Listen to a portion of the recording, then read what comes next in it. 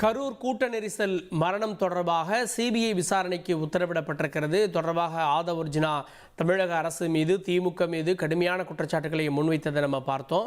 தொடர்ந்து நம்முடைய வழக்கறிஞர் திமுக செய்தி தொடர்பாளர் திரு சரவணன் இணைகிறார். திரு சரவணன், இந்த வழக்கில் சிபிஐ விசாரணை அப்படின்னு சொல்லியிருக்குது, எஸ்ஐடி மானிட்டரிங் பண்ணுன்னு சொல்லியிருக்குது.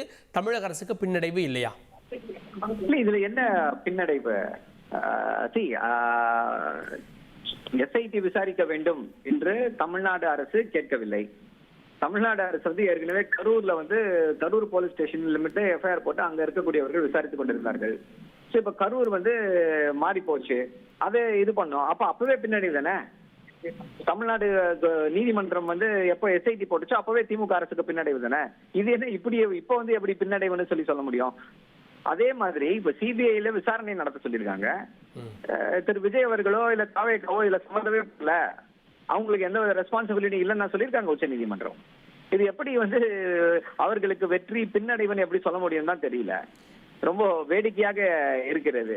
என்ன அப்படின்னா, கொடுத்து அங்க கூட்டிட்டு போனதுல இருந்து இன்னைக்கு வெளியில நேரேட்டிவ் செட் செய்யப்படுகிறது. குறிப்பா நாங்க அமைதியா இருந்தப்போ திமுகவினர்லாம் இதை கொண்டாடுனாங்க, எங்க தலைமுறைலாம் கேட்டாங்க. இது எல்லாமே திட்டமிட்ட ஒன்னா இருக்குன்றார் ஆதவர்ஜுனா. இல்ல, அவரு அப்படிதாங்க சொல்லுவாரு.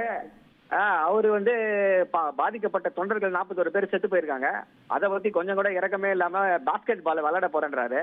அவரெல்லாம் ஒரு தலைவரா? அவரு சொல்றதை நீங்க வேற கேள்வி கேட்கறீங்க. இப்படிப்பட்ட இரக்கமற்றவர்கள், வெறும் அரசியலுக்காக உயிர்களை பகடை காயாக போட்டு உருட்டுபவர்கள் எல்லாம் அரசியல் தலைவர்களா? அதை எப்படி நம்ம அவர் சொல்றதெல்லாம் எப்படி கணக்குல எடுத்துக்க முடியும்?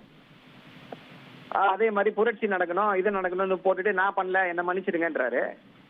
அப்புறம் அவரு ஒரு பெரிய சாதனை செய்தது போல பிரஸ் மீட் கொடுக்கிறாருன்னா ரொம்ப வேடிக்கையாக இருக்கிறது. இவர்களுக்கு அரசியல் தெரியவில்லையே என்று வேதனையாகவும் இருக்கிறது.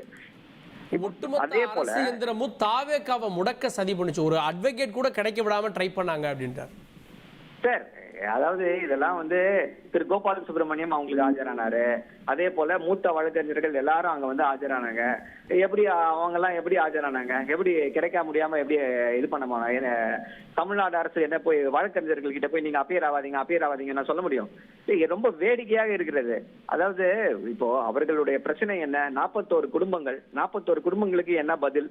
அதுக்கு பதில் சொல்லாம இவர்களை இமேஜினரியா ஒரு இஷ்யூவை கொண்டுட்டு இதுல நாங்க ஜெயிச்சிட்டோம், இதை இப்படி பண்ணிட்டாங்க. இவங்களை யார் அன்னைக்கு பிரஸ் மீட் கொடுக்காம எதுக்கு ஓடி போக சொன்னது? ஏன் எல்லாம் தலைமறைவா இருக்காங்க? எனக்கு உயிர்கள் தாங்க முக்கியம், எந்த விசாரணையும் சந்திக்க தயார், நான் போலீஸ் முன்னாடி ஆஜராகிறேன்னு சொல்ல வேண்டியதானே, ஆஜராக வேண்டியதானே.